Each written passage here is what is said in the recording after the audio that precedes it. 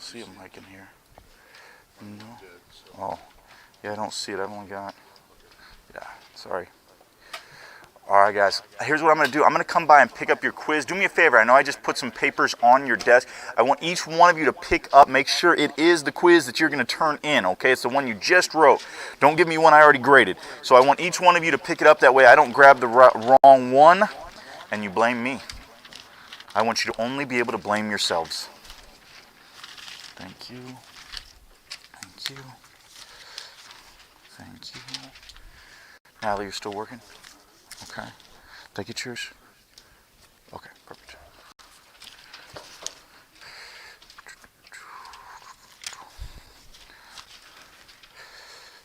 Where's yours at? You can pick it up.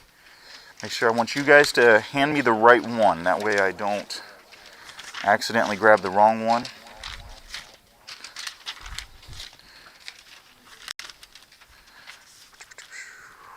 Sorry, thank you. Thank you. Thank you. Grab that from you. Oh, sorry. Thank you.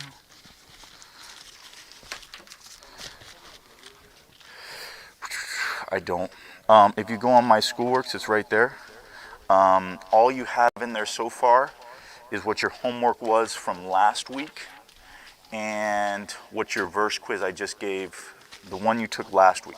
So we only have 2 grades in there so far. So whatever you got on those is what you have. I don't know it off the top of my head. Okay, guys, let's do this. All right, those of you online, we're going to go ahead and go over our quiz that you will be taking tomorrow. Thank you. Quiz you're going to be taking tomorrow. So I want you to put everything else away. Some of you guys are working on some other assignments, which is no worries, but it needs to be put away right now. Let's go over our quiz. Some of this is, well, let me just ask you something, okay? Ecclesiastes means what? What does Ecclesiastes mean? Anybody remember? Ecclesiastes means the preacher or teacher. The preacher or teacher. Again, that will be right there in your notes.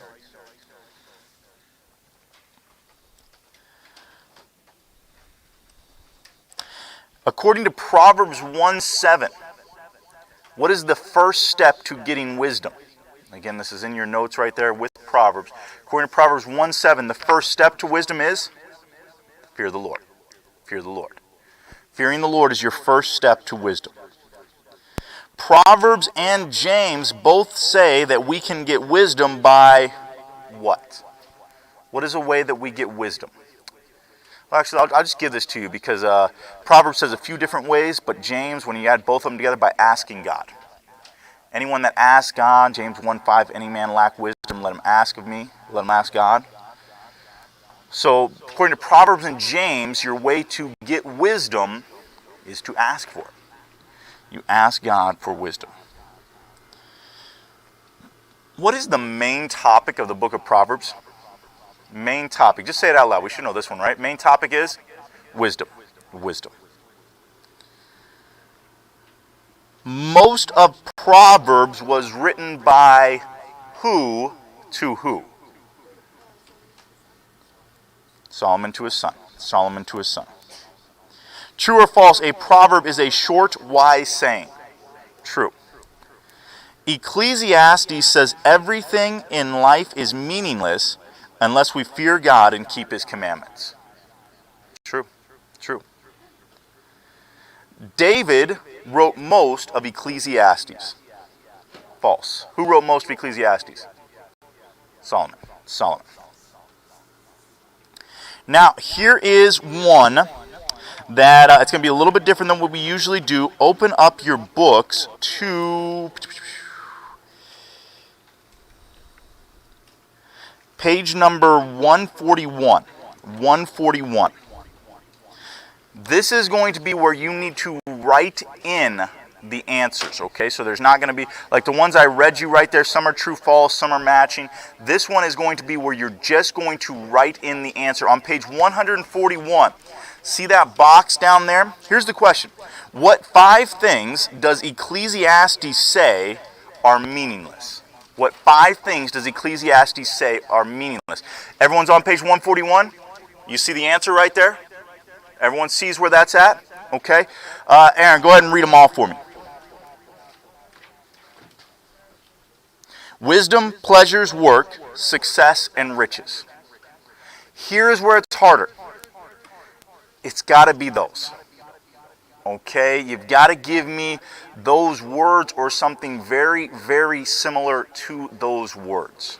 Okay, so everyone sees it. I want to make sure everyone sees it. That way, there's no question about what am I supposed to put down? Because again, I haven't given you a lot of these type of questions this year.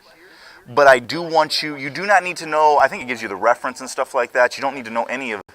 I'm not gonna have you write down the reference or anything like that. But that is what you need to know. Okay, page 141. 5 things that Solomon says are meaningless, or it says 5 things does Ecclesiastes say are meaningless. Wisdom, pleasures, work, success, and riches. Wisdom, pleasures, work, success, and riches.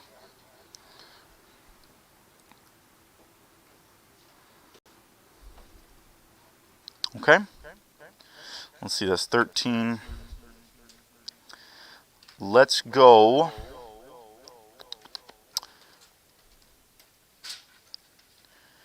Here, I'm going to give you 2 more because I want to get up to 15 questions for this quiz. Yes, you have a question?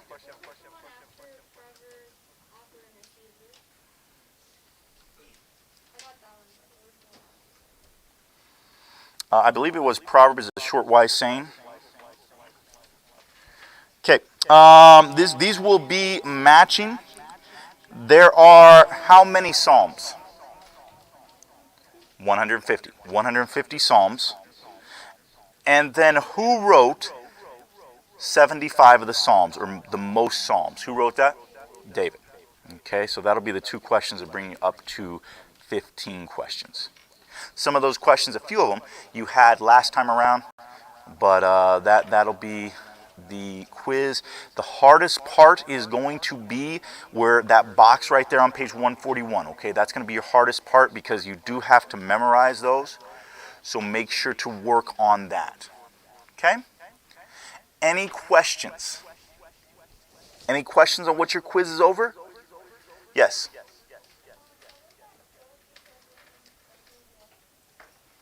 I'm sorry, what was that? The quote from Ecclesiastes? Oh, that it's just the meaning of it, not necessarily a quote, but it says that everything in life is meaningless unless we fear God and keep His commandments.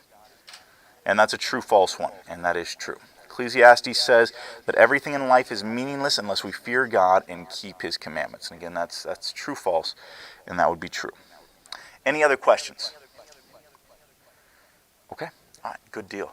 Let's make sure we study for this, get a good grade on it. Your bonus for this will be the exact same bonus you just had, your first 5 books of the New Testament, Matthew, Mark, Luke, John, and Acts. Okay, so that'll give you an opportunity to get a 110% on this. Let me just say, in this class right now, I know we've only got like 2 grades, but we've got quite a divide. I've got over half of the class making an A+, and then I've got several of us failing. Okay, so there's not like a lot of there. We got some in the middle, but once we get by the A's, then we start to have like what we're not doing as well. The reason we're not doing as well for the most part is a homework assignment, because you only had 1.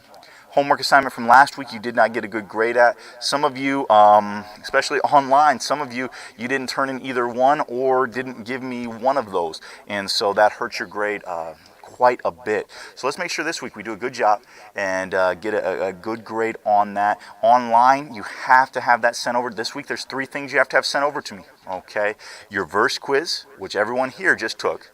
You've got to send over your project to me, which takes the place of your field notes, so that's your homework grade. And then you have to send over your book quiz, which will be up in the office. I got to do a chapel after this. We'll just say by noon today. That way you don't come in earlier. I've got to do a chapel after this, so I can't get it to you right after. But we'll say by noon today it'll be there. And again, you have Thursday, Friday, and Monday to come pick up. Let me say really quick, online, your job is to pay attention to what I'm saying right now and to follow it. Okay? If you come back and you say, well, I didn't know we had to do that, the beautiful thing about all this is I can take you back to every single day, because all the lessons are online, and show you that I said multiple times these exact same things. So you've got to be listening, okay? It's not enough just for you to sign in and say here and then do whatever you want to do, all right? You've got to be listening. You've got to turn in the work. It's only fair. Everyone in class here, they have to do it. Your responsibility as well. And let me say one more thing just to make sure everyone understands this. If, I know sometimes for whatever reason, we're missing days and then we're tuning in online. If that is you, if you do that, it's the same rule for those that are online. You have to get it to me by Monday. Okay, if you miss on Friday, you have to either bring it in to me when you come to school on Monday. And again, that's if you sign in. If you sign in, you get credit that you were a part of the class.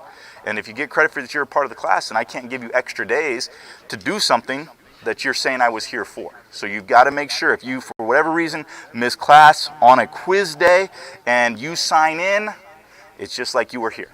Okay, so make sure we understand all of that. All right, take out your books. Take out your books and let's go ahead and turn with me to the page 149. Really quick, before we go any further, let me ask you this. Any questions over our assignment? That is due tomorrow, right? Everyone understands that?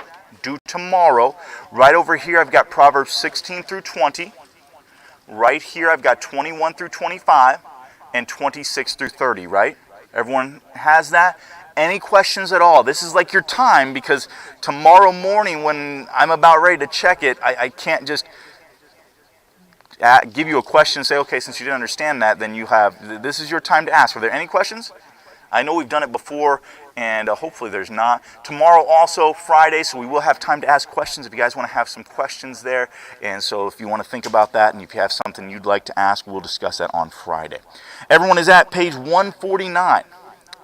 We're going to continue looking at the book of Isaiah. Isaiah. I'm going to go through these very, very quickly just so we understand. Again, we've already done it, but a prophet was God's spokesman.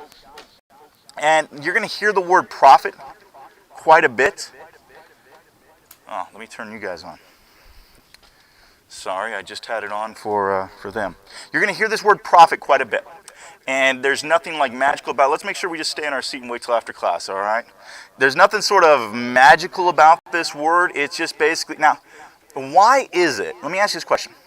Why is it in the Old Testament especially, we see God using prophets more? Let me give you an example. We see God telling prophets to go to somebody and tell them a message from God. We see that quite a bit. Remember, Elijah goes to Ahab and says it's not going to rain anymore. We see that quite a bit, but in the New Testament, we tend to not see that as much. And right now, if somebody were to come up to you right now and say, hey, God told me to come and tell you to do this. I've had people tell me that. I'm like, well, I'm going to wait until God tells me.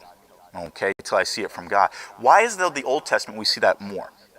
We see it a lot. Why? What's the difference? Because if I was in the Old Testament and I had a prophet come and tell me that, I needed to listen.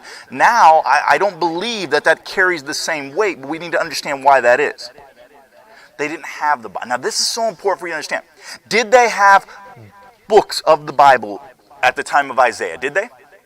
Yeah. Right? Genesis, Exodus, Leviticus, Numbers, Deuteronomy, all of those are written. Several of them are written. But here's the difference. First off, they don't have the whole Scripture.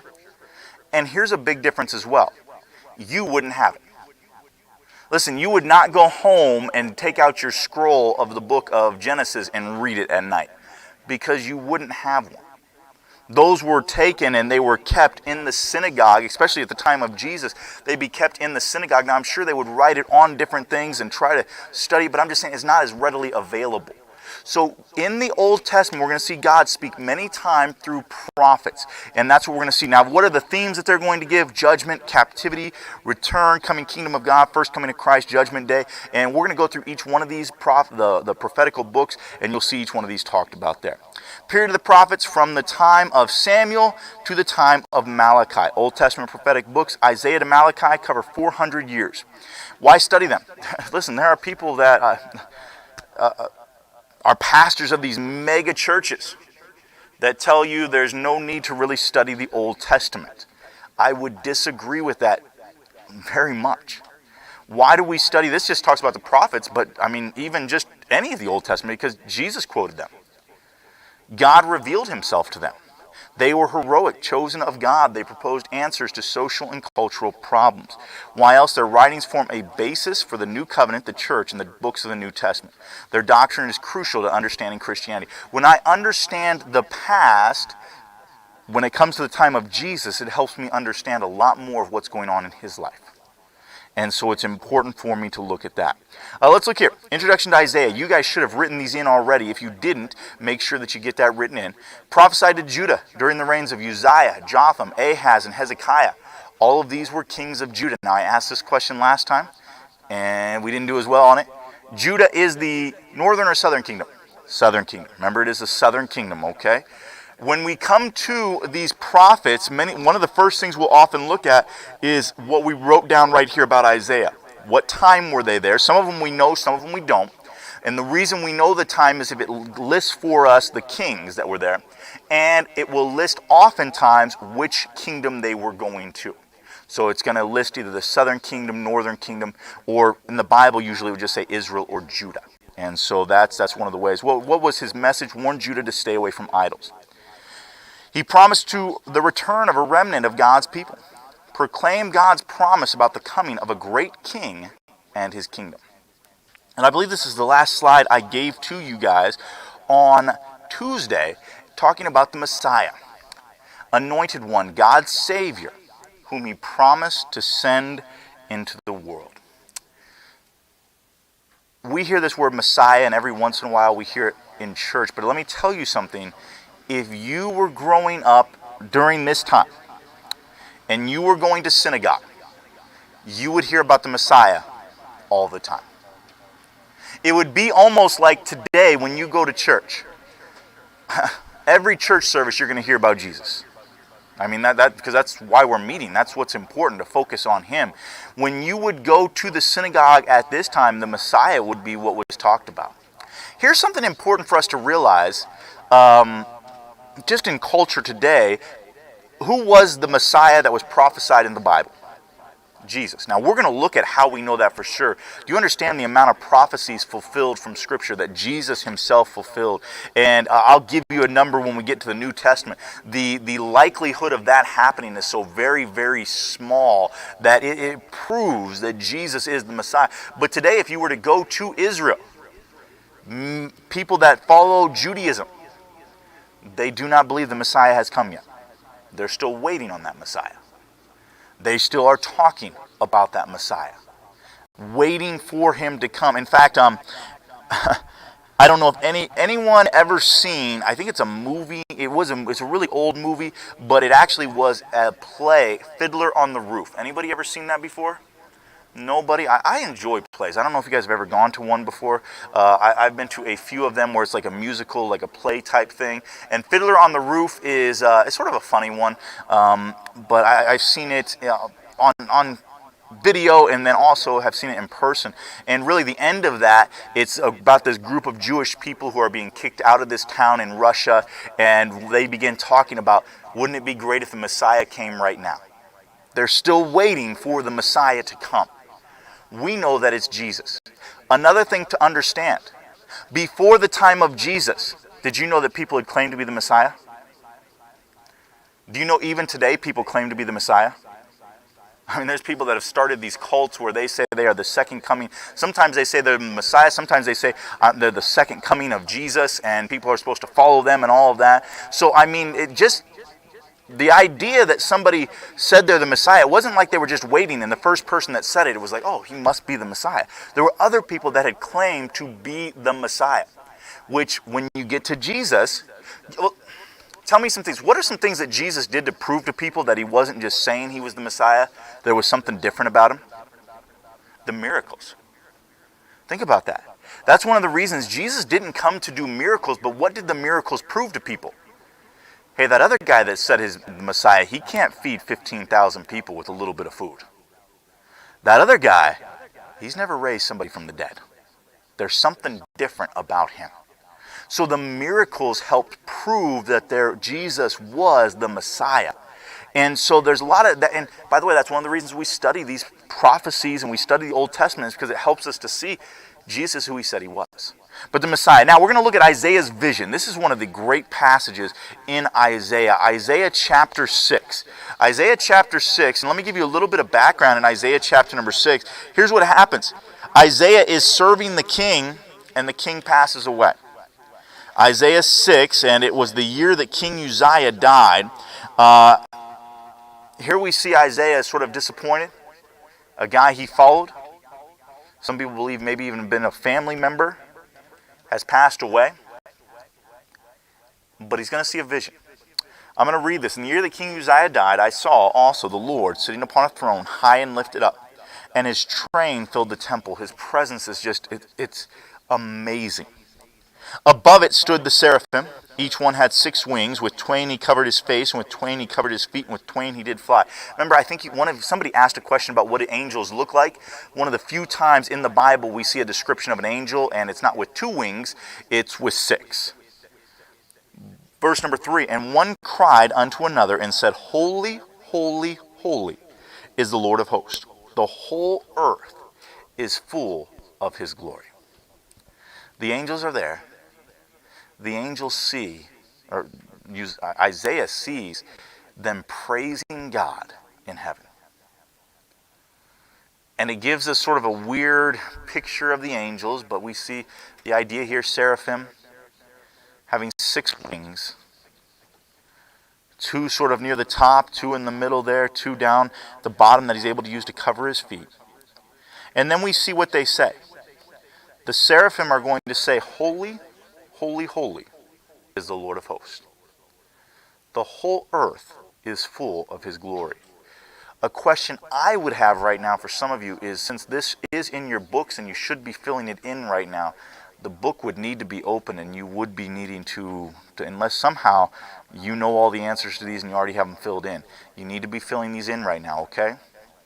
Let me say this as well for those online. I should be able to have you bring in your book to me and be able to show me every single note from every day that you've signed in. That's your responsibility. If you're at home and not signing in your book, you're not putting down these notes, you are not doing what you're supposed to be doing. So you should be filling these in. That's why it's on the screen for you guys at home, so you can see the exact same thing they're seeing here in the classroom. Holy, holy, holy is the Lord of hosts. The whole earth is full of his glory. Holy. We've talked about that word holy before, but this is interesting to me that this is the attribute of God that the angels are in heaven praising God for. He is holy. There is no sin with him. There's no possibility of sin with him. This sound causes the doorpost to move. The house is filled with smoke. And Isaiah is seeing all of this. Can you imagine that? He's seeing, he's not seeing God, because again, the Bible says no man has seen God at any time. He's seeing a form of him. And he's hearing these angels cry out and just praising God. The doorposts are shaking. And I want you to see something that's so very important. Isaiah is seeing God for who he is. And what is Isaiah's response to that? Then said I, woe is me. Isaiah's response is he felt sinful and guilty. Listen, when we actually see God for who he is, we don't come to God with this idea of look at how great I am. This is interesting that another time in Scripture we're going to see a man fall down before Jesus and say a very similar thing. That man was Peter. Jesus performs a miracle and tells Peter to throw the net on the other side. Peter throws the net, catches the fish. When he gets to land and sees Jesus, he falls down and he says, I am unworthy. When we see God for who he is, we realize who we really are. Why is it in our lives, let's be honest, we all struggle with pride because we aren't spending time seeing God for who he really is. Because when I see God for who he really is, I'm realizing he does everything, I do nothing. I'm just letting him use me. It's him that's doing the work. I'm just there. Now it is work for me. I'm not saying that, but I'm just saying it's not me. He has given me those talents, those abilities. He has given me the opportunities. And so here is Isaiah, this great prophet, and he sees God for who he is, and he falls down and says, I'm unworthy. Woe is me, for I am undone, because I am a man of unclean lips, and I dwell in the midst of a people with unclean lips. For mine eyes have seen the King, the Lord of hosts. What happens? Then flew one of the seraphim unto me, having a live coal in his hand, which he had taken with the tongs from off the altar. This is sort of a weird word picture here. And he laid it upon my mouth and said, Lo, this hath touched thy lips, and thine iniquity is taken away, and thy sin is purged. Even though he is unworthy, God still accepts him. And we'll look at that a little bit more, maybe tomorrow. Maybe it'll just be when we get back to class. Do remember, tomorrow is your quiz, and your project needs to be done. Both of those things need to be done tomorrow, ready for tomorrow. If you have any questions about any of that, please let me know, and we'll take a look at that. All right, you guys can be dismissed. Online, do make sure we've gone over the quiz, so you should know everything that's on there. Again, that will be here at the office for you to come pick up. You need to pick that up either today, tomorrow, or a week later, that Monday there. You can come and pick that up and take that quiz. Make sure it gets into me. Again, you will have until the Monday we get back to school to get that turned in. So you got a little bit of extra time, but do make sure that's into me so you can get credit for your work. If you have any questions, just email me. All right, thank you.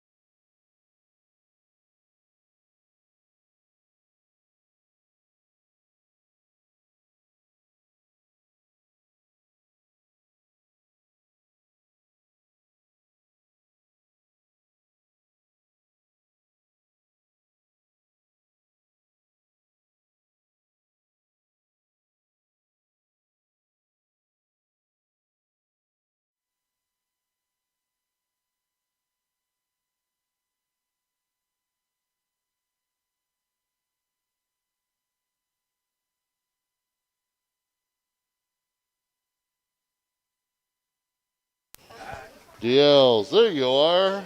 Okay. Okay. Class, I need you to be quiet. Cody. Shh. Hey. Hey. Quiet. Okay, DLs, we're going to change what I've been telling you all week. We're going to change it just a little bit. Okay. Okay, Brianna, let's wait for a minute, please. Okay. Going to change what I've been telling you this week, what we're going to do. Because I felt like I was rushing you too much. And some of you can't afford the rush. Okay? So here's what I want you to do today. I want to make sure, and this is both DLs and in class, I want you to make sure that all your homework's is getting caught up. Okay? And then today also I want you to do quiz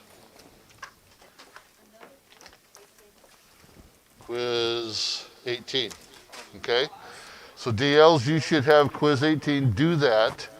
Emily, I got a couple emails from you, but they were blank. There was a blank quiz and a blank one page of the test. Okay? So I'm not sure what's happening on that. So if you want to check that out and send me back whatever you need to or whatever you got to do. I just got those this morning. So not sure. Check it out, okay? Okay, check it out. So that's what I want you to do. Make sure missing work's done. You're caught up on everything before the break. That's what was the last one? 6.4? 6.4 and 6B, right? Okay. Make sure both of those are done today. They're due Friday technically, but work on them today. Okay? And the reason. These are all missing assignments. Okay, cool. Okay. Here's one reason why I'm doing this is because there's something special that's happening tomorrow. I'm not sure if they want you to know about it yet or not, so I'm not going to tell you.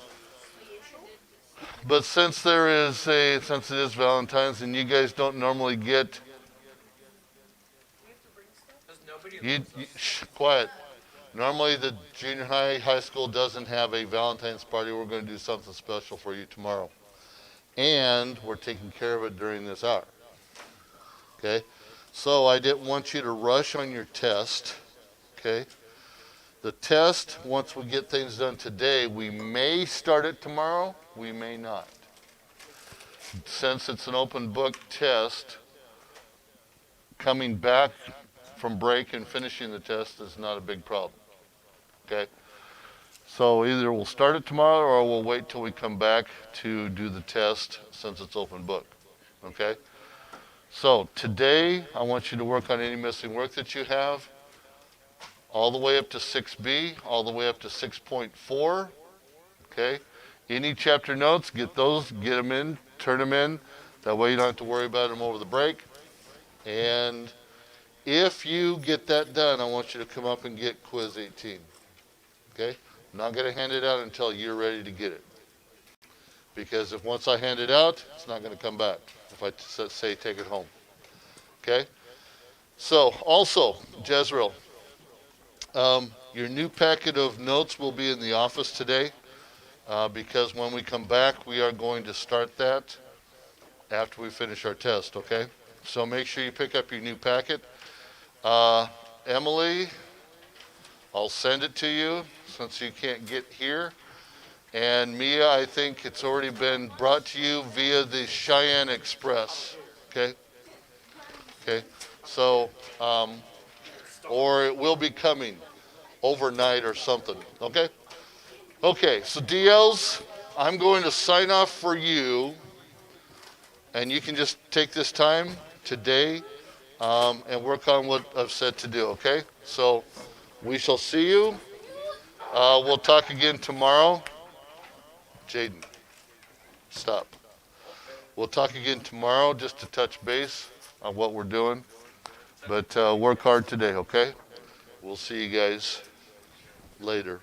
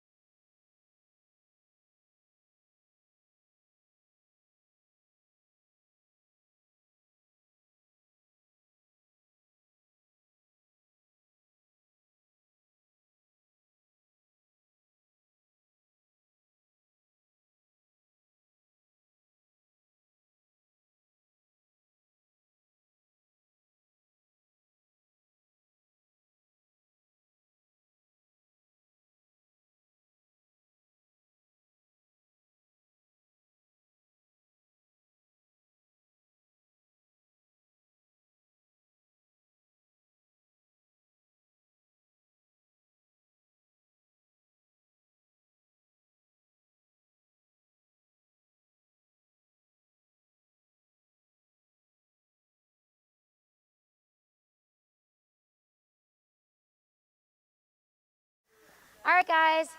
Vocab books, turn to list 15. List 15. We have been writing that. We are not doing the review test on pages 38 and 39. We're just going to continue on to list 15. Okay. So list 15, you should have already done 1 through 5 twice. So tonight for homework, we're doing 6 through 10 2 times. 6 through 10. But let's go over our vocab words, all right? So I'll say the word, and you guys need to read the definitions. Joey, pull out the list that I gave you. Good. Okay, Cheyenne, open your book. Please put on your mask. Everyone should be putting on your mask. Ari, Bella. Okay. Obviously, we hate masks. I hate masks, but it's something we got to do. Okay. All right, look at number 1, allocate. Okay, I know that there's more than 3 people in this class, so let's all say it together. Okay. Everyone get settled. Make sure your list is out, everything else put away. Paying attention, participating in this group thing. Okay. Number 1, allocate. Set apart, apportion, assign. Number 2, connive. Secretly plot to do wrong, scheme, conspire. Number 3, dispatch. Number 4, embark. Number 5, emit. Number 6, inestimable. Incalculable, priceless. Number 7, rapture. Ecstasy, not ecstasy. Okay. Rapture is bliss, happiness, or ecstasy. Number 8, reconcile. Settle, resolve, harmonize. Number 9, remorse. Sorrow, grief, regret. And then number 10, solicit. Ask or request. Okay. Let's do exercise A together. Okay, exercise A.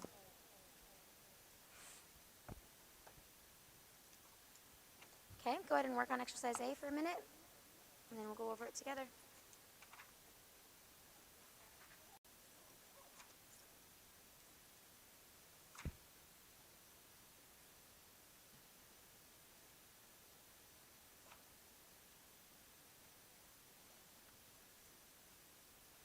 Joey, what are you doing? Should have more than one pencil.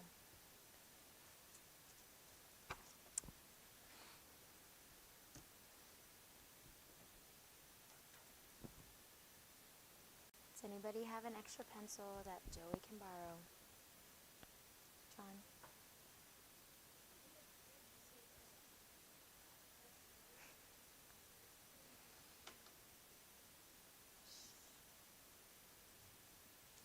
There you go, Joey.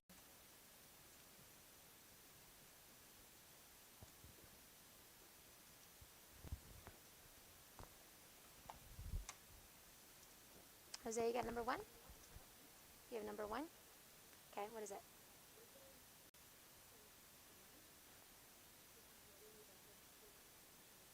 Good. Jacob connived with his mother Rebecca to steal Esau's birthright. Number 2, ultraviolet rays are blank from the sun. Who has this one? Ari? Wait, was it? Not dispatched.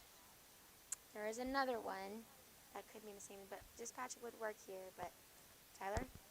Emitted from the sun. Okay. Number 3, leave there thy gift before the altar and go thy way. First be blank to thy brother, and then come and offer thy gift.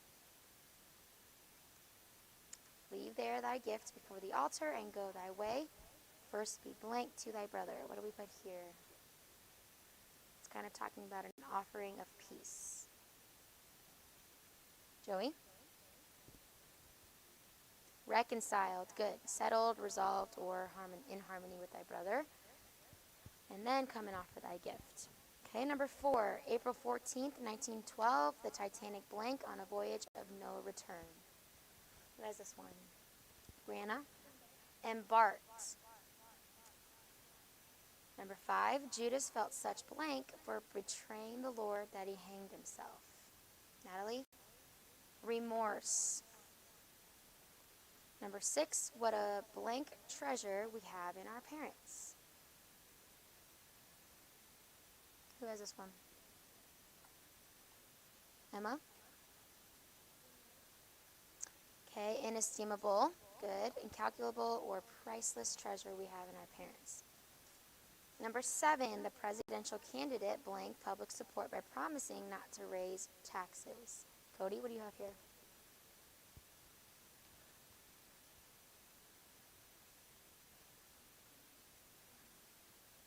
No, we just did inestimable. Okay. Nope, find it out, and then we'll come back to you. So number 8, the king blank messengers to deliver his proclamation to the royal township. Chase? Dispatched. Number 9, God commanded the Israelites to blank a tenth of their increase unto the Lord. Hudson? Allocate. Number 10, the young lady was filled with blank when she saw the engagement ring. Destiny?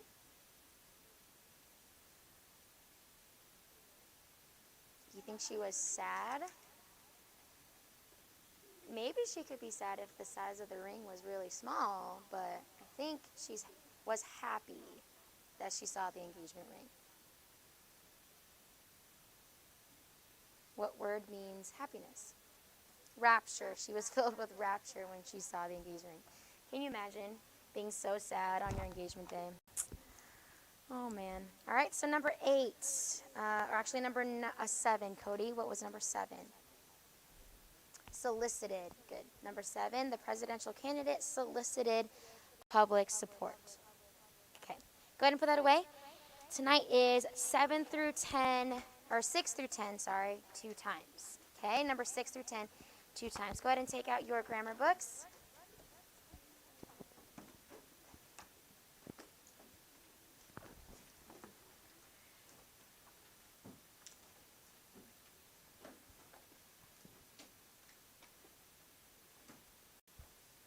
Okay, for those of you who did not do your diagrams yesterday, they should have been done today. I have Jaden, Cody, Joey, Eliana, Aaron, Jose, and Chase. Okay, if I called your name, please come up and show me your diagrams. Jaden, you still didn't do your diagrams? Okay.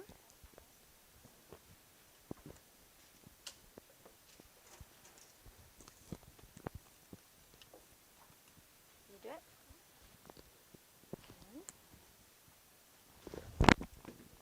Okay. Cody, diagrams?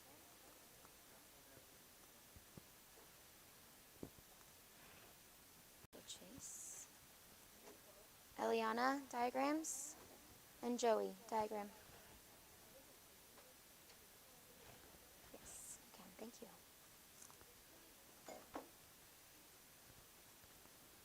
Joey, did you do your diagrams? So, no, you didn't finish it. Cody, did you finish it? It should be in your book. That's the exercise we did in our book. Did you do it in your book? Yes or no? Page 115? Okay, so that's not in today. Jaden. Eliana, do you have yours? No. All right, guys, I give you plenty of opportunities to make up your grade in class. It's up to you to take them. All right, go ahead and turn to page number 100 and what page did we leave off of? Let's see. Did we do 114, nouns as indirect objects? Because we did direct objects yesterday, right? So let's go ahead and turn to page 114 in the green book. And then what page, Bella, do you see it yet? 128 in the blue book, thank you. Okay, using nouns as indirect objects. Okay, so we talked about direct objects. How would I diagram a direct object?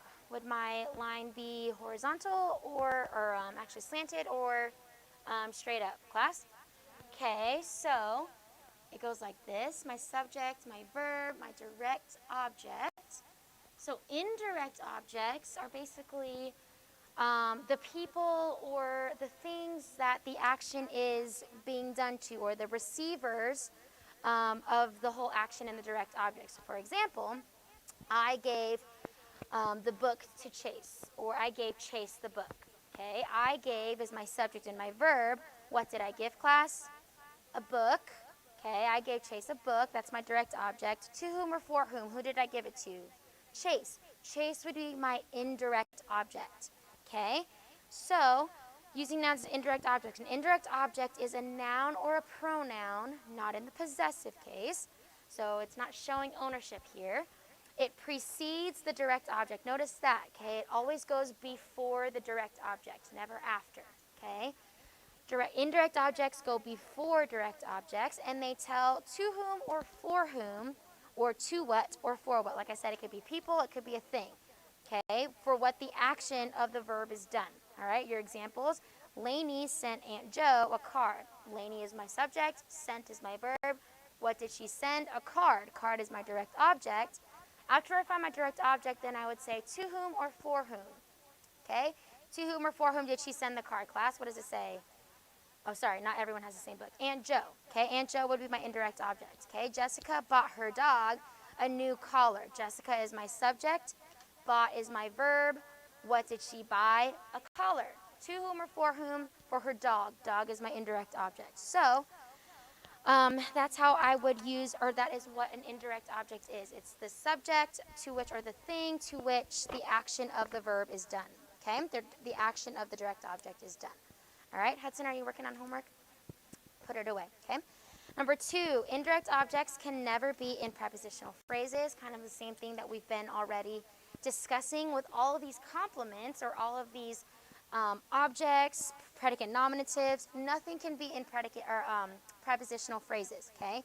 Prepositional phrases we know show relation to different things within the sentence. So predicate nominatives and direct objects and indirect objects cannot be in prepositional phrases, okay? So for another example, if I say I gave the book to Chase, okay? I gave book, still my subject, my verb, and my direct object, book, but notice the word to Chase, okay? Chase is actually in a prepositional phrase now, so it's not my indirect object, okay? If I said I gave Chase the book, then it would be an indirect object, but to Chase is a prepositional phrase, therefore it cannot be our indirect object. Make sense?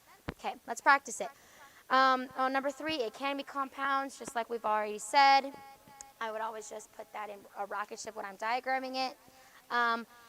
One key to find our indirect object is to find the direct object first, okay? Then you look for the indirect object. All right, let's look at number 1. Hard work gives the diligent person opportunities. Hard work gives the diligent person opportunities, okay? You need to underline your verb twice, your subject once, then you need to circle your direct object and box the indirect object, okay? Same thing in the blue book. Daily devotions give the Christian strength. Daily devotions give the Christian strength.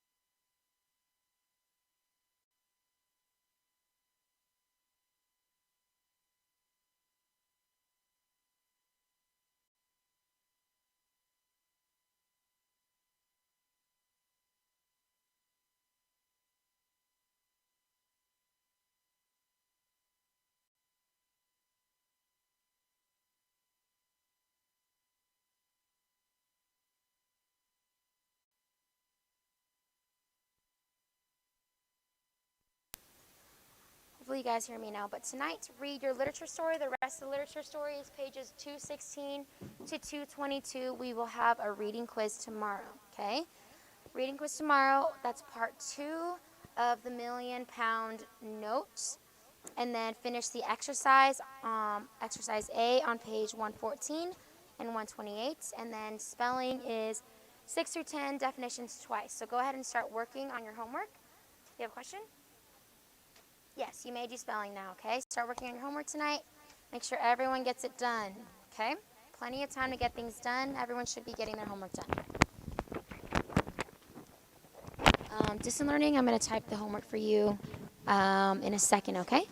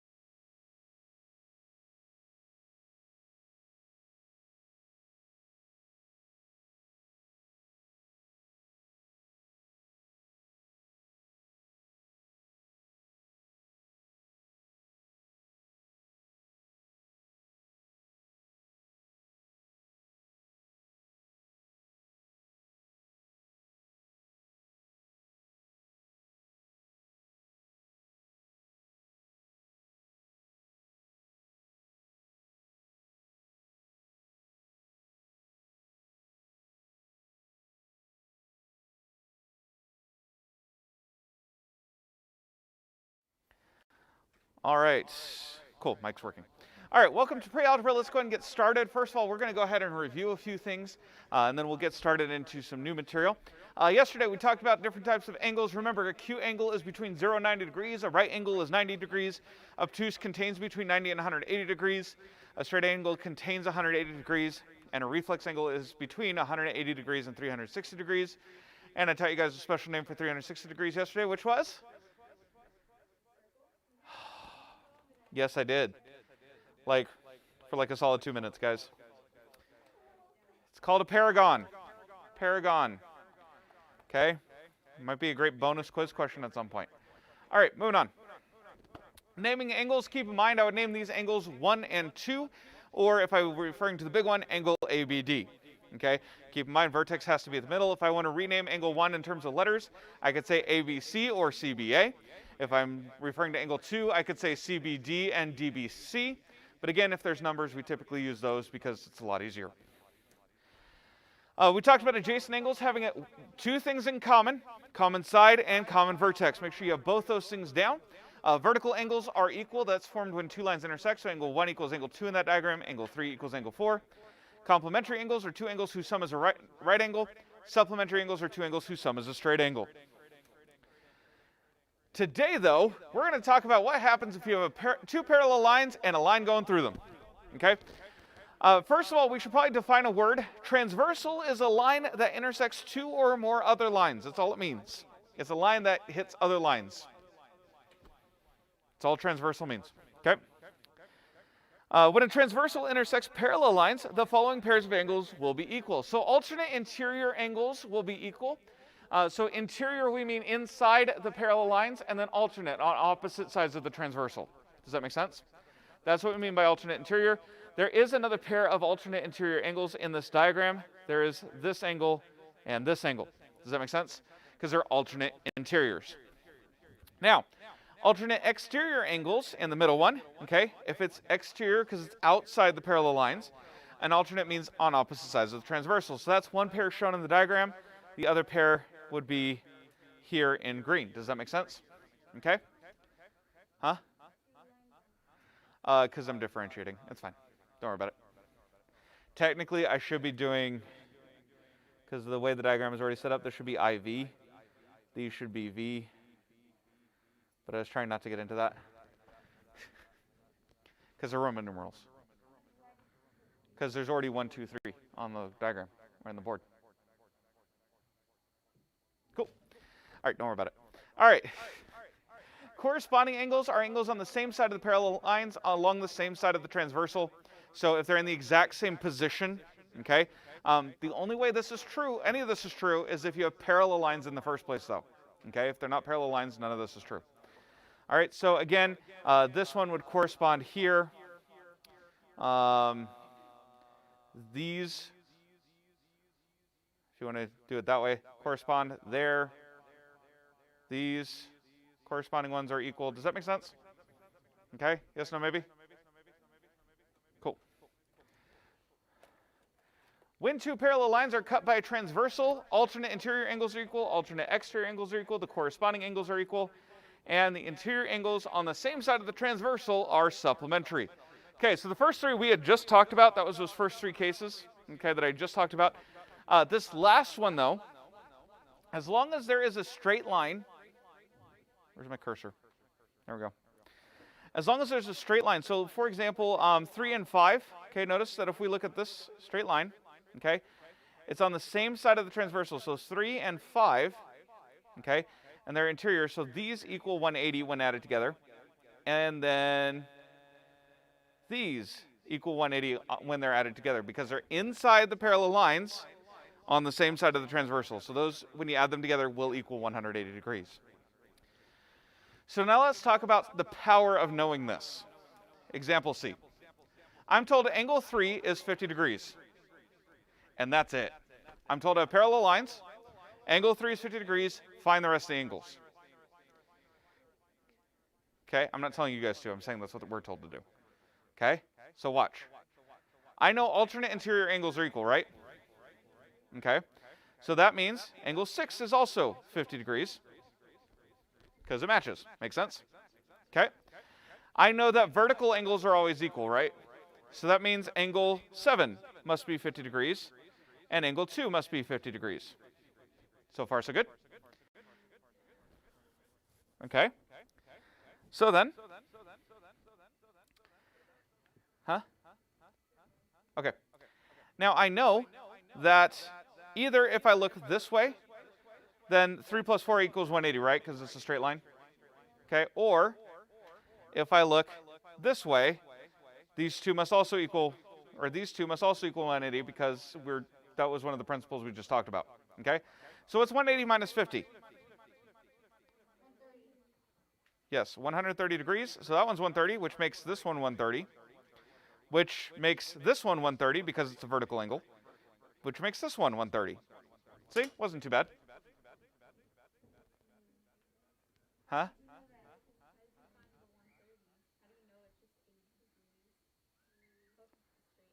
A straight line is 180 degrees. So if you have a straight line, anything attached to it has to be 180 degrees. Okay, does that make sense? That's where the 130 came from. Because I knew angle 3 plus angle 4 had to equal 180 degrees. So then it's just quick subtraction, 180 minus 50. All right.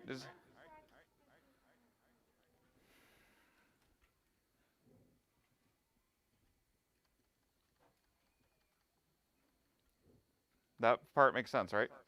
Because it's a straight line. And a straight line means we have a straight angle.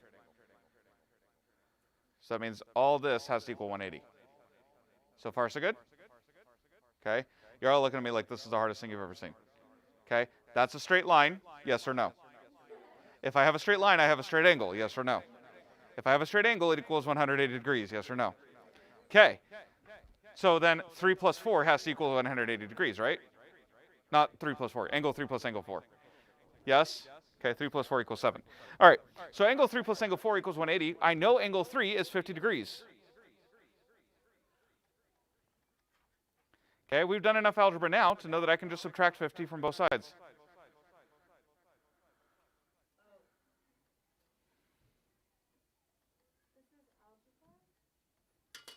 Well, I mean, barely. Like, enough that you guys have done it. That's it. You just... How else are we going to find this 130?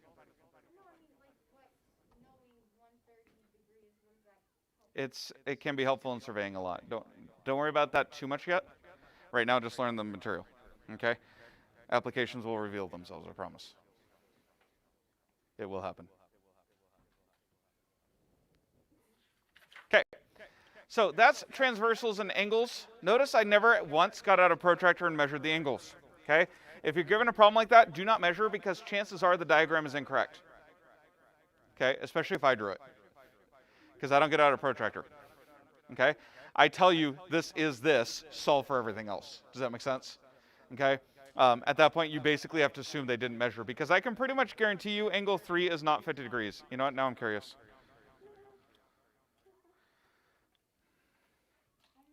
Yeah, no, it's actually 75 degrees. Anyway, okay, so like I said, the diagrams are not necessarily accurate. That's why we go through and do the math. Good? Cool. Now that I brought it up, though, let's talk about how to, deal with, seriously, where's the program? There we go. Measuring our protractors. I'm going to show a video first, okay?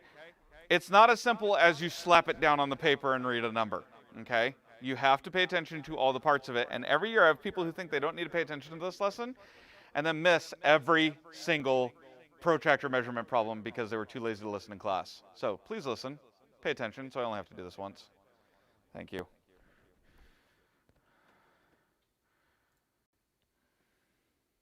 Where are you going to send the audio out of? Hopefully the TVs.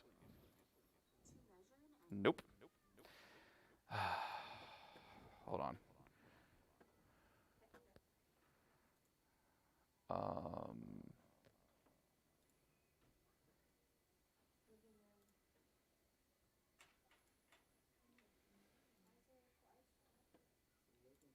To measure an angle with your protractor, First, place the vertex marker of the protractor at the vertex of the angle.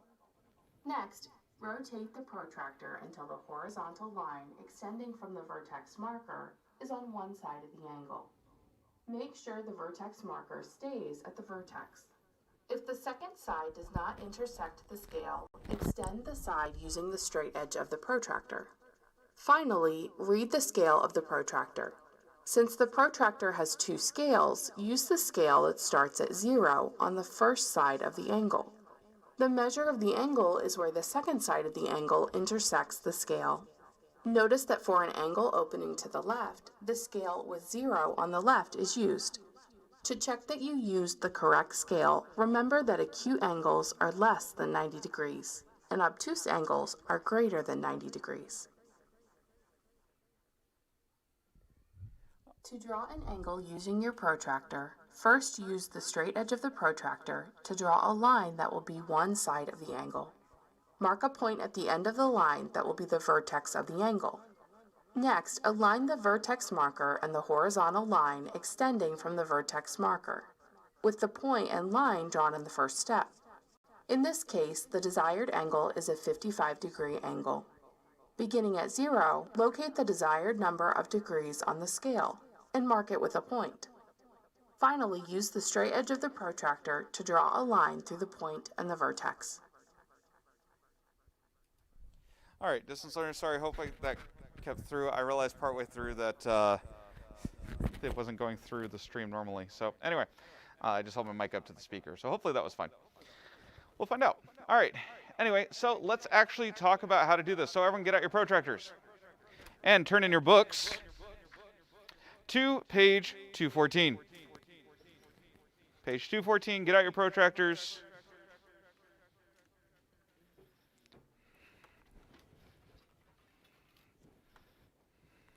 I don't want to disconnect that. Hopefully that'll be fine. Oh, and I have not yet set up this to do this yet. Okay, and then we're gonna do, yes, get out my protractor.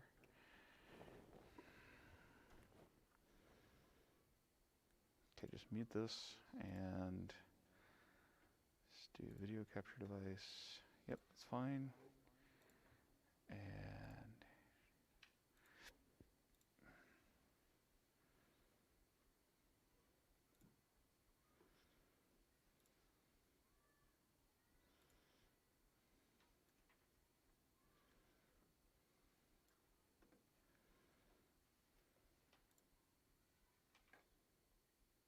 why can't I focus? Well, that's going to be fun. Well, I don't have the software needed to focus this camera because I didn't think about it. Cool. Well, that's not going to work because right now this is what I got.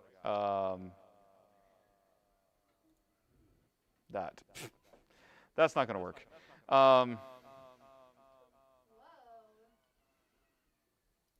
Focus. Oh, maybe. Hey, there we go. Okay. So notice a couple things here. Okay, they mentioned it on the video, but I'm going to mention it again. Hopefully autofocus kicks in. Yay. Okay, I am sorry about the gloss. There's really, oh wait, yes there is.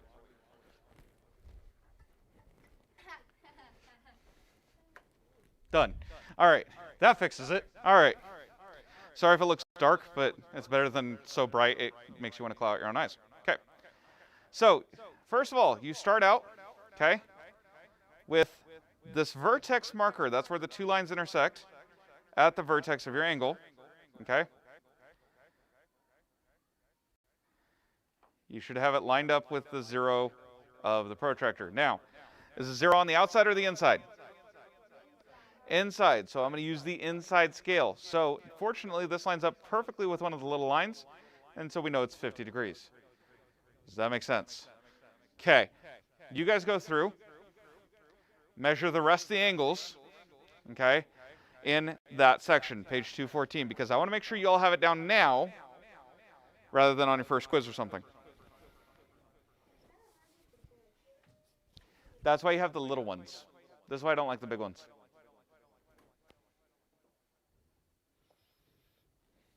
because the big ones are extra hard in the book.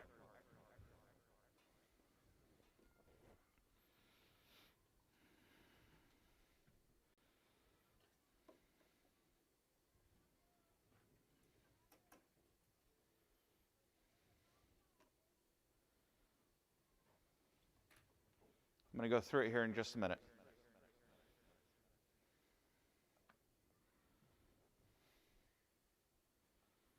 So I need to download the driver for this camera. My bad.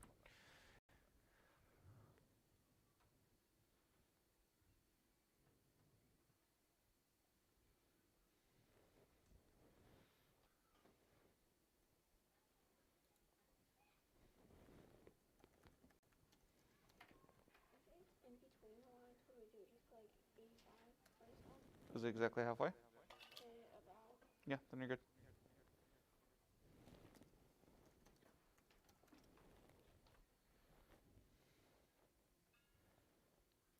What model number is this?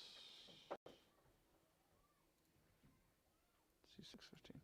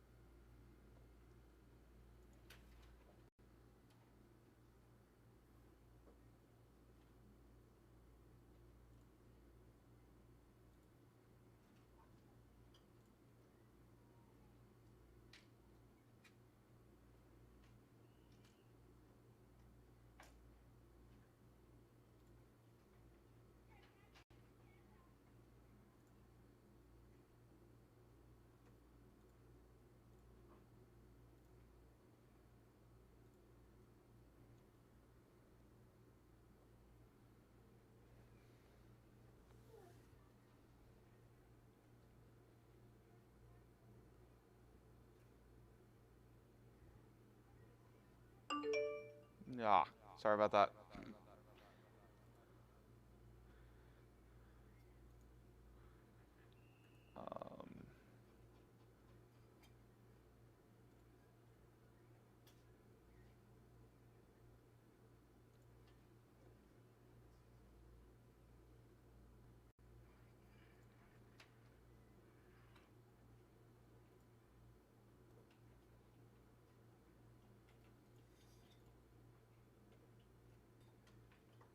Okay.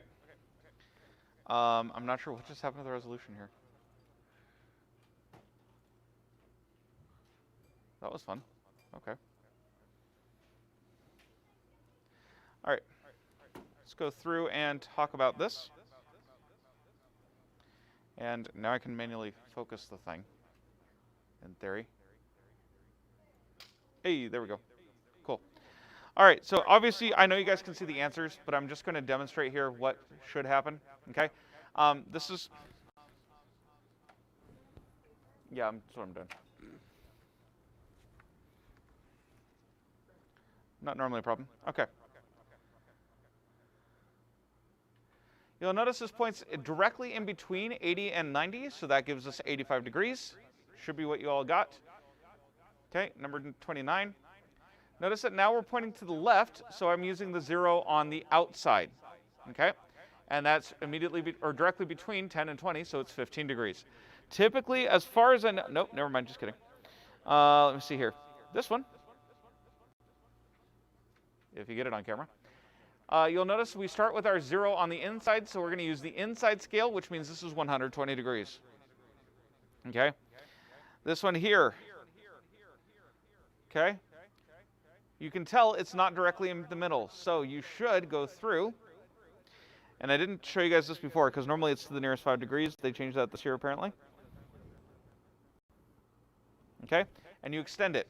Okay? Make sure your protractor is perfectly lined up with the edge of the angle, or you're going to change it. Okay? Then when you do that, notice that it's 83 degrees, because that's where it lands. Okay? Each one of these is 1. All right? Does that make sense? Okay? So if you didn't extend it, you probably wrote 85. Honestly, I probably would have given it to you, but that's the correct way to do it. Okay. And then 150, and now I'm getting into a problem with spiral binding, but that's okay. Number 30, or it says number 150. Number 32, notice it measures at 150. Again, we start where the 0 is on the left. So we're going to use the outside scale, which is 150 right there. You just kind of have to trust me. All right. Any questions on how to use a protractor? Because now is the time, not your first quiz, not your first test. Did you get them all right? Okay, if you got them all right, you're fine. Except that 83 might have thrown you guys off, but that's about it. Yes? As long as you're reasonably close, I'm fine. That's too far off. You need to be at least within 2 or 3 degrees. Yeah, that's fine. Yeah, I would have given that to you. All right, moving on. Too late.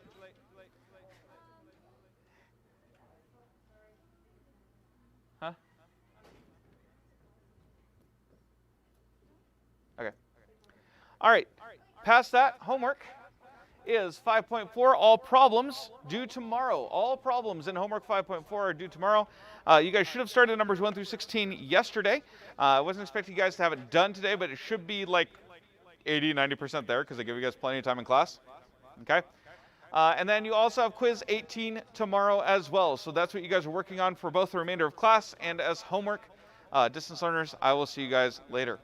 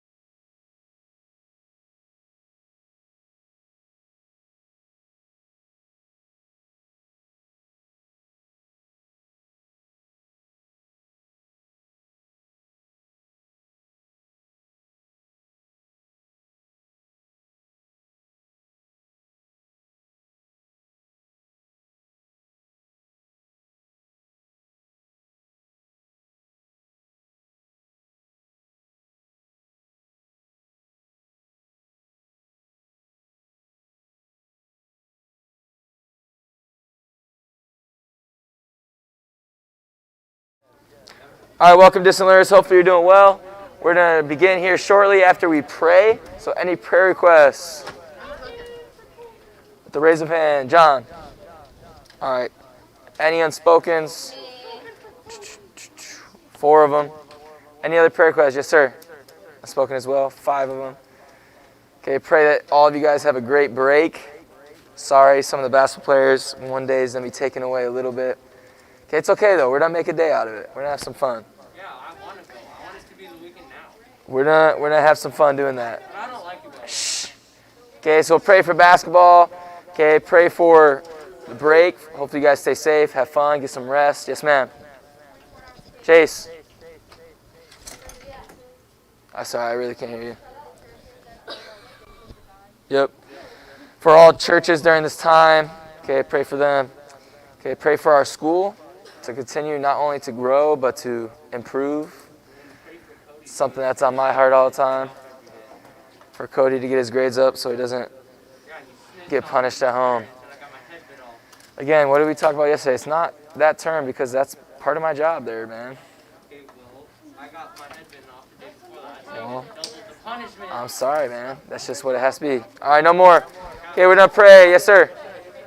Shh. Pray for Joey. Pray for Joey. I always pray for Joey, so pray for all you guys. You need mental. At least once a week. At least once a week, Jose.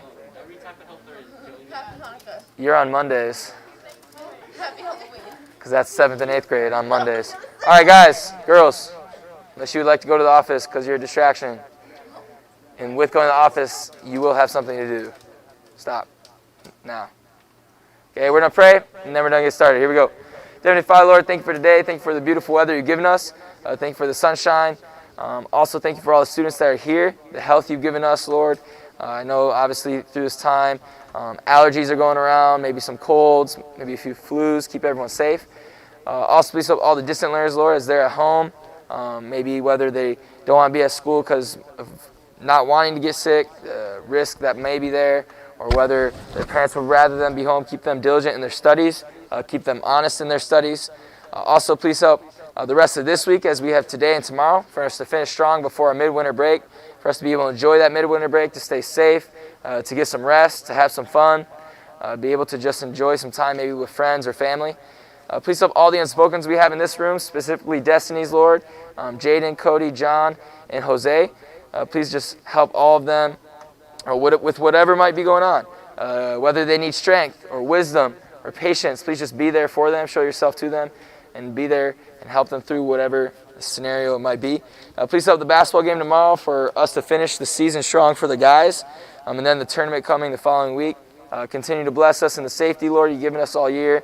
And while we're playing, we haven't really had any major injuries either, so continue to bless us there. Please help everyone to be able to go to all the games, for us to be able to have fun and finish the year strong. Please help anything else, Lord, that you may have on someone's heart, whether maybe from chapel they have any questions, or maybe just from Bible class or in school. If they ever need anything, hopefully they know they can first and foremost go to you, and they can always come to me as well. Please help this class period as we have it, Lord. Please help anything else that maybe I might have missed. Please help Jason's wrist for that to continue to heal. In Jesus' name we pray, amen. I already told you, I always pray for Joey. Physically, I always pray for all of you physically on Mondays. That is the 7th and 8th grade day. What is this doing? All right, it was bugging out up here. All right, at this point, shh, no more talking. We're going to start the notes. Okay, you got your phone taken away because of yourself. Or if you would have kept your grades up. There you go. All right. Did you guys miss one more back here? This one? All right. We did leave off talking about this again. John Knox, leadership of Scottish Reformation. Okay, so we're moving on with this. Okay, John Knox traveled to Geneva during this time. Okay, Switzerland. We haven't done notes for a couple days, so it's been a little while. So let's try to finish them tomorrow. Maybe. Okay, Switzerland, where he preached to other English Protestant refugees. Who is John Knox and what is the story of him? We've talked about some of it. Someone raise your hand and tell me. What happened? Scottish Reformation. Okay, what happened during that time? Cody. No, not yet. 6th, but not quite that yet. What happened while he was leading the Reformation in Scotland? Jasmine. Okay, he was captured and he was made basically a slave to do what? He was a slave on what? Okay, on ships. He was basically cleaning ships, okay, taking care of them. For how long? 19 months. 19 months. And then, Cody, yes, like you were saying, Edward VI, okay, released him from that, brought him to England, gave him that freedom again. Okay, that's kind of like where we left off mainly, and now we're moving on with him. Okay, again, he traveled to Geneva, Switzerland, where he preached to other English Protestant refugees, okay, people that had left Scotland, had left England out of being scared, fear. Okay, Cody, this is your last warning. Jasmine, I will tell him, not you. Yes, it's a habit for me to tell. Cody, be quiet. Okay, with this, he did return to Scotland. After married the Queen of Scots was married to Francis II of France, like Bella was mentioning yesterday. We hadn't quite gotten there yet. Okay, but he did marry this man of France. What are you doing? Stop. Stop. Stop. Okay, Mary of Guise planned to depose Elizabeth and make her daughter, who was next in line to the English throne, the Queen of England and Scotland. Okay, because remember, Elizabeth wanted what with religion? Okay, a little freedom, Protestant, Catholic, kind of do what you want. Okay, she wasn't really for any. She didn't really say, hey, I'm this association. Okay, but Mary of Scotland was what? Catholic. She wanted Catholic like her sister, Bloody Mary. She wanted to force it on everyone. Okay, and we see that. Cody, raise your hand. Again, I'm a very graceful person. Don't look back there. Don't look back there. You look right here. And you're still talking. Do you want to go to the office today? It's yes or no. Then be quiet. Okay, moving on. John Knox and his followers appealed to Queen Elizabeth. Okay, because obviously if he's a preacher of this Reformation of the Protestant religion, Jose, make sure your mask is on. If you ripped it, quickly go get another one. Yeah, you. Your name's Jose. Run. Go grab one, then come back quickly. You have to get the notes you missed from someone else. Okay, because he was leading this Reformation, preaching the Protestant, okay, things. Okay, Elizabeth sent 10,000 troops to Scotland at this time. Okay, because of that, Elizabeth I will not really conquer, but take over and end the reign of Mary of Guise, and she died from that. She gone. Okay, with this, the Scottish Protestants were left in control. Okay, Elizabeth did not want to rule Scotland. Okay, so after she left, she said, hey, again, freedom, Protestants, you guys can lead or rule. Okay, and the Scottish Parliament was set up as an independent church of Scotland, known as, you need to know this, the Scottish Presbyterian Church. Okay, that became basically like the headquarters, the Parliament, okay, the leader of Scotland at that time. Good to see you, Jezreel, Mia, Emily, good to see you all. Yes, sir. She died from battle, dude. Who knows? No, she didn't go to battle. It was from battle. She could have died. She probably didn't die from old age. I'll say that. Because she was alive. There was a battle. Then she's dead. How would she have died if she Because she was opposing the queen that was conquering ideas. And if you oppose, you die. There you go. Okay, which is going to bring us to Mary Stuart. Okay, Mary Stuart returned to Scotland after her husband died. She found herself the Catholic queen of a Protestant country. Okay, Scotland became, yes, we're almost there. Okay, Scotland became, okay, a Protestant country. Obviously, Mary Stuart still being a Catholic queen. There's going to be some friction there. Joey, make sure to keep that mask on. Chase. I'm waiting. Okay, but this is going to bring us to someone we need to know.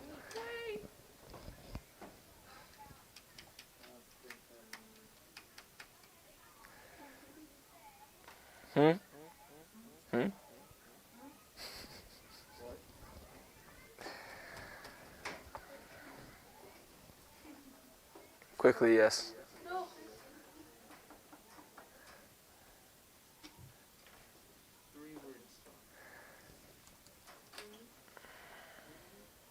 Good there, John? Well, you need to make sure you're focusing and not doing whatever you're doing. All right, this brings us to a man we need to know. Mary Stuart's son. Name, Chase? What's his name? Which one? Nope. The second. James the Sixth. Why does it look like a pilgrim? He does. James the Sixth, that's just what they were at the time. Okay, this is Mary Stuart's son. She was forced to abdicate her throne to him, basically saying, hey, I have to give it to you. Okay, and his regents or followers. Okay, Mary escaped to England hoping to find refuge with her cousin Elizabeth. Okay, she basically had to flee. Okay, again, Catholic queen, Protestant country, friction. They didn't like her. Okay, so she had to give it to her son. Okay, and his followers. Okay, she's like, hey, I can't live here. Let's just go back to family. You know, family will take care of me. So she runs back to Elizabeth in England. Or Cody, dude, you really got to learn to control yourself. Keep the comments to yourself. Jose, you can't be that tired, dude. I mean, I know you were at home for a long time. But, okay, which is going to bring us to another country that comes into play during this time. Okay, we're just mentioning it for a reason. Okay, Netherlands. Netherlands. Okay, Netherlands had become a place of refuge for Protestants from other lands. Okay, just like Switzerland, like we mentioned. John, what are you doing? Well, stop spilling water. Okay, so we see Switzerland was a place also. It was neutral. Okay, that was a place of refuge. Okay, but Netherlands, certainly right before a lot of people go to the New World, okay, became a place of refuge for these new Protestants. Okay, if their country was like, hey, we're Catholic, you got to be Catholic, they would just leave and go to these other countries. Yes, sir. Because that's how they build them. I don't live there, so I have no idea. I have no idea. Again, I don't live there. Okay, which brings us back to a guy we've already mentioned, Philip II. Okay, he inherited the Netherlands from his father, Charles V. Okay, but this is going to bring us to a league. Okay, Philip II, again, we mentioned him before. Where did he rule? Spain. Okay, so during this time, Spain kind of controlled Netherlands. They weren't like their own independent country at the time. It's kind of just like a country that's called Netherlands, but wasn't really their own thing, just like other countries we've seen. Okay, but because of this, okay, a league of 200 nobles, so basically a bunch of groups in Netherlands come together, form this league. Okay, and they ask Philip not to use the Spanish Inquisition in their region. Okay, again, they're under Philip II, the King of Spain. Okay, we've talked about Inquisition. What is the Inquisition? Okay, yes, they said, hey, okay, whether you're going to do what we want, so we're going to torture you until you do, or if we need information, we're going to torture you until we get it. Okay, so this league, these group of people all from Netherlands come together and like, hey, King Philip, okay, we're respecting you. Okay, but we do ask, hey, can you stop using the Spanish Inquisition in our region, in Netherlands? Okay, stop looking at each other. You'll be okay.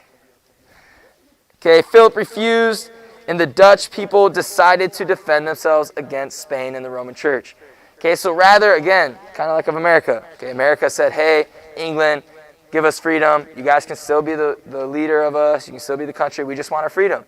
Okay, that's what Netherlands did. They're like, hey, okay, we're cool with you ruling us. Okay, you can be our king, whatever. Okay, but give us our freedom. Stop torturing us. Stop making us do these things. Okay, and we'll still follow you. We'll still work together.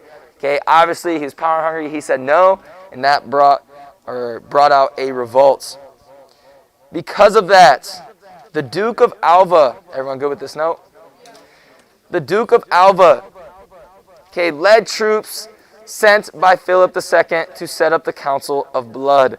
Okay, that's what it'd be called. Okay, Philip said, hey, since they're not going to follow me, I need to take an army, and I need to take a man to basically lead that area for me, to watch over it for me, because since they're miles apart, if you guys know anything about geography, where Netherlands is and Spain is, okay, if not, you'll learn in 9th or 10th grade.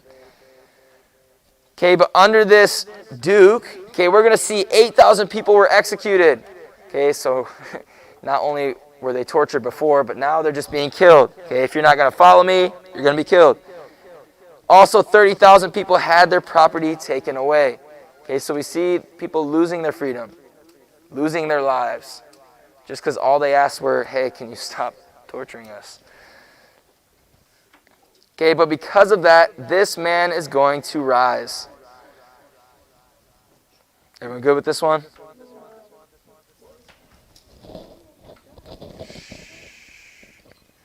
You guys are doing a pretty good job today. Keep it up. We're somewhat done.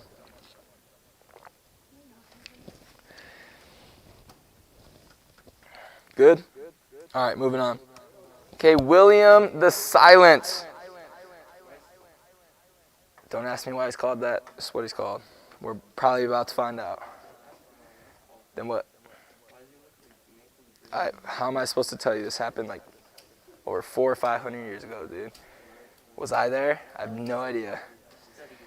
Okay, doesn't mean how that's not gonna help me with why does he look like that? How am I supposed to know why he looks like what he does? Maybe because his mom and dad look like that. I have no idea. Okay, why do you look like what you look like? Why do I look like what I look like? Because God made us that way. How about that? Okay, William the Silent. He was a noble who had lost his estate under this duke.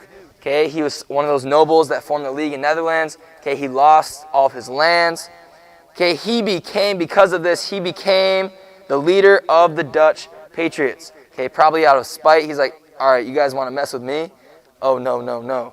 Okay, he becomes the leader of the patriots. Okay, and he's going to lead against this Philip II's army. Yes, ma'am. Quickly, 92. Should have asked me while we were at it. Quickly.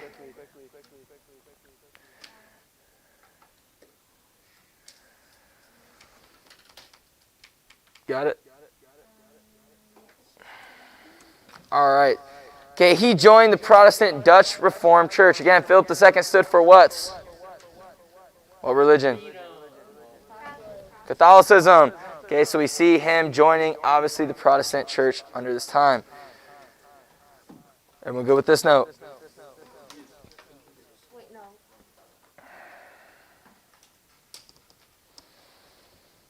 Yes, sir. Not like it is today, no.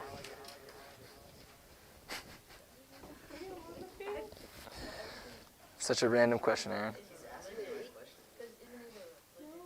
Feminism is not a religion. Ism usually means it's a belief, not a religion. It's an idealism. Okay, this whole process, United Provinces of Netherlands. Again, Netherlands was not completely a country yet at the time. They're kind of like a region, a land. Okay, so it's bringing together a lot of these people. Okay, and it became known as the Dutch Republic. Yes, sir. What? Yeah, everything's already filled out. Well, then you don't have to fill it out. Look at that. Okay, the Dutch Republic. Okay, under this, the joining of 10 northern provinces. Provinces would be like our states. Okay, land areas. Okay, they declared the Netherlands to be independent of Spain. Again, trying to run away from this Roman Catholic Church.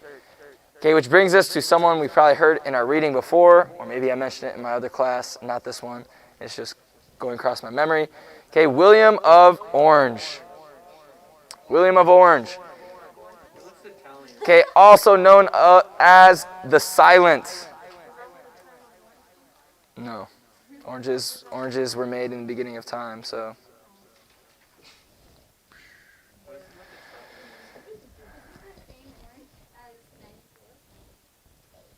Yes, it's the same person. Yes. Okay, he became known as the father of his country. Okay, if you guys know anything about Netherlands, okay, their country's color is orange. Okay, their professional soccer team wears orange and whites. Okay, it is orange. Okay, he was assassinated by a Spanish agent in 1584. Agent, spy.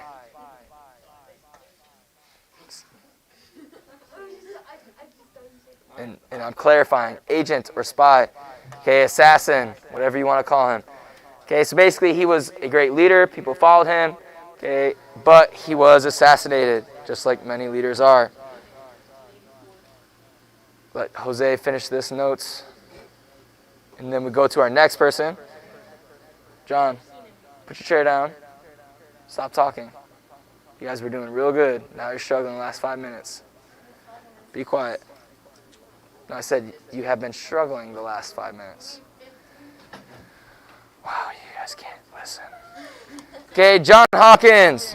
Okay, this man was hired to build up the English fleet. Okay, at this time, we've mentioned a little bit the Spanish Armada. Okay, it was a large fleet. Okay, for the Spanish Army, obviously, Spanish Armada. Okay, so this man, John Hawkins, okay, they hired him to build a fleet for the English Navy. Okay, in anticipation of the Spanish Armada. Okay, again, if you know anything about geography, okay, Spain would be like here. Okay, you have to come up, okay, around the Atlantic Ocean. England would be up here. You have the English Channel, then you'd have Netherlands. Okay, so for Spain to get to Netherlands, they would have to go by England. Okay, again, England at this time is pushing for what religion mainly? Under Elizabeth? Protestants. Okay, freedom of religion, but yes, but Protestants. Okay, again, she didn't say she did that one, but she kind of helped that one for the most part.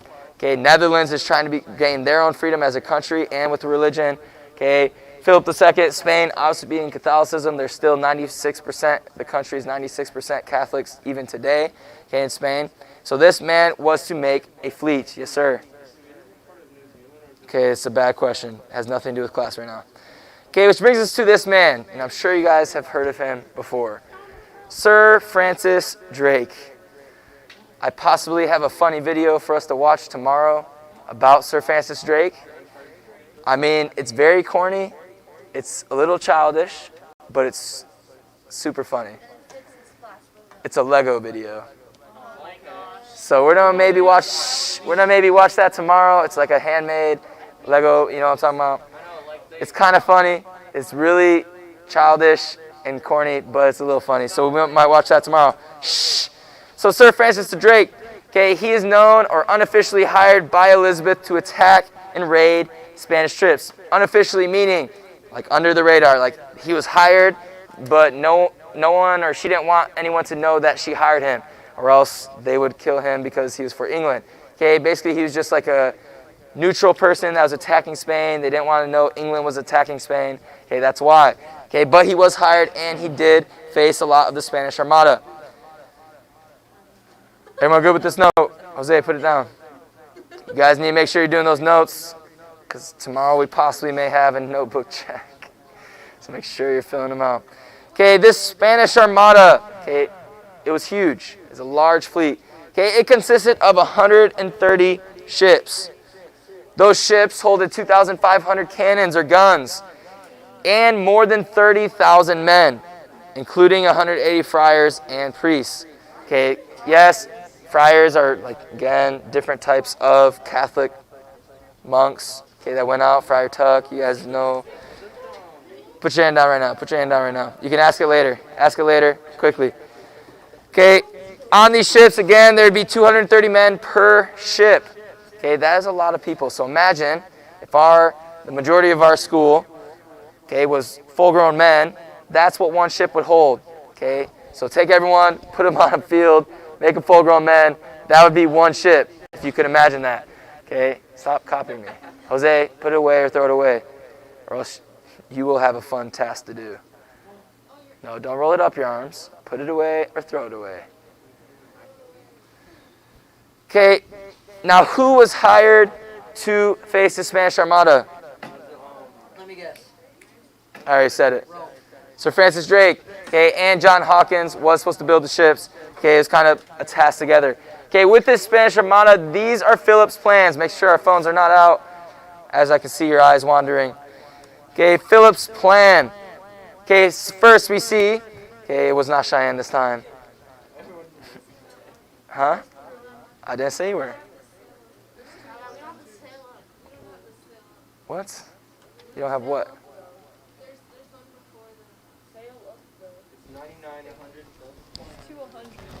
Yes, there is 2 100s. This should be the first one right there. Philip's plan. Oh, I see what you're saying. I see what you're saying. It's going to be sail up the English Channel. Maybe I must have missed it in my slides, or I didn't see it. Sail up the English Channel. Okay, then pick up the troops from Netherlands. Okay, remember Philip II sent troops with Duke of Alva up to Netherlands. Shh. Okay, and then after they would pick up their troops from Netherlands, okay, since they're already up there, they're going to conquer England after that. That was Philip's plan. So it sounds like a quick, easy plan, right? Send our ships, pick up our troops, defeat the enemy, right? Philip's like, oh, easy peasy. We have the largest fleet ever, not knowing that Sir Francis Drake is helping out England and maybe not knowing John Hawkins is building a fleet of their own. Okay, so this plan, we're going to see that it is a big, what, Chase? Failure is right, Joey. Shh, Cody, you are really stretching it thin, man. You're already in not good terms. I don't want to hear, I'm sorry. I already told you that. Aaron and Jasmine, cool the heads. If you need to go outside to get a breath real quick, go outside and come back.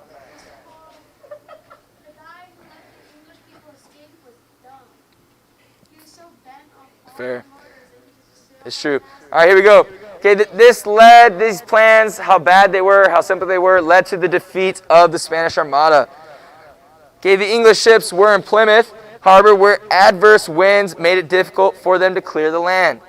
Okay, if you have ever been on a real ship, okay, with the winds going crazy, okay, the boats swang. It's hard to go in and out. It's hard to do what you're supposed to be doing.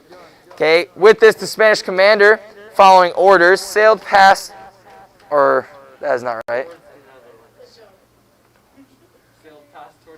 That sounds weird. I think it's just supposed to be towards. Sailed towards the Netherlands. Okay, without or because he was commanded to do it, whether as a captain, usually you say, hey, okay, I'm ordered this, but maybe the weather's not permitting. Let's make a better plan. But he just said, hey, let's go with the plan. Okay, let's go to Netherlands like we're supposed to and get our troops, even though weather's not really permitting. Okay, because of this, the English, for the wind on their side, and followed the Spanish ships. Okay, the wind was helping. Again, if you know anything about ships, okay, it helped the English, the direction they were going. It was going against the Spanish Armada. Okay, so the English Navy pursued the Spanish Armada. Okay, engaging them in battle in the English Channel. Put your notes down and write them down, Jose. I guess you want a 0 on your notebook check tomorrow, since we're probably going to have one. Oh, let me guess. It's a pop note. You have to have all of them filled out. Every single one. 0 or 100. Huh? We're on 100 right now. Oh, the sailed up one? I just told you, sailed up the English Channel. So, like, say we missed, like, one note. You better get it from someone else. Okay, after 10 days of fighting, the English completely defeated the Armada and destroyed many of the Spanish ships. Okay, it was a complete disaster for the Spanish army. Get these ones written down so I can move to the next one. What?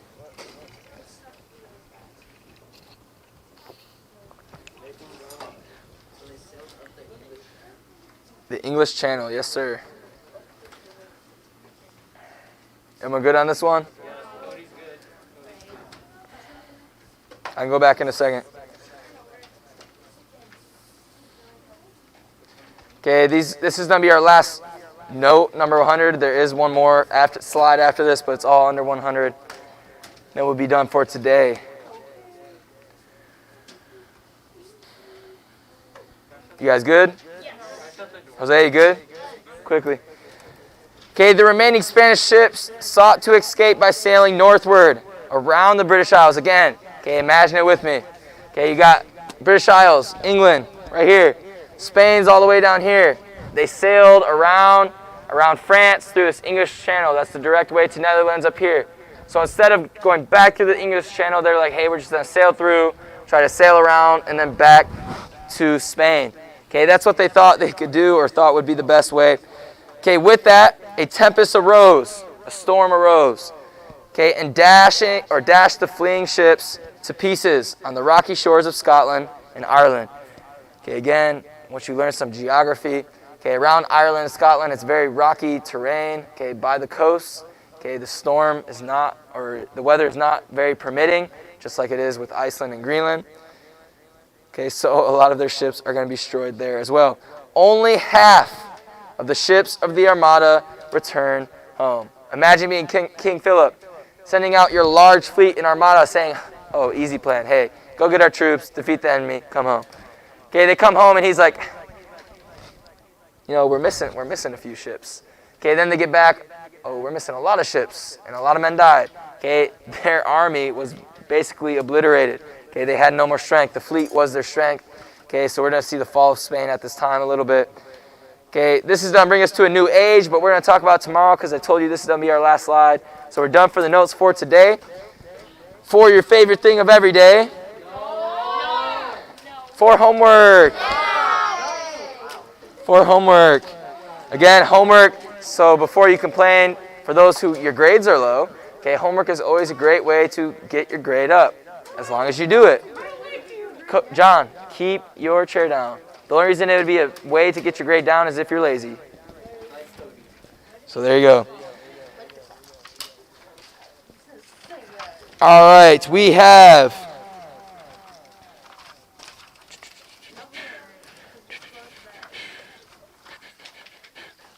homework. Page 177. You guys should have done the first half of this already. 1 through 6. Okay, page 177. Everyone is writing it down right now. Cody, you're writing it down. I don't care if you don't want to. This is going to make you guys know the homework, so you turn it in on time. Cheyenne, you're writing this down. There you go. Okay, page 177, section review 15.5, questions 7 through 14. All. They're very easy. Okay, all the questions are very easy. There are 2 that says this. I'm going to tell you right now. Question number 11, question number 13 says describe. Okay, here's the thing. You already have notes on a lot of it. So describe. You do not put one answer. You do not put one sentence. Okay, it is 2 or 3 sentences. Describe whatever the question's asking. All right, you may begin that right now. You have a few minutes before class ends. Okay, you have study hall after this. You can work on it then as well and finish it. Yes, sir. Page 177, 15.5, section review, questions 7 through 14, all. Yes, sir. Quickly. Just don't go on it.